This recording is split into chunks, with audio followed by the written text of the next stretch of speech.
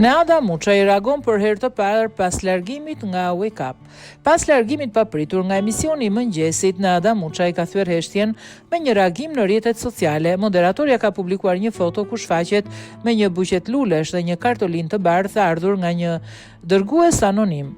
Në kartolinë shkruaj një kujtesë e vogël se edhe ditët e vështira mund të lulëzojnë në diçka më të mirë. Dikush këtu beson tek ti.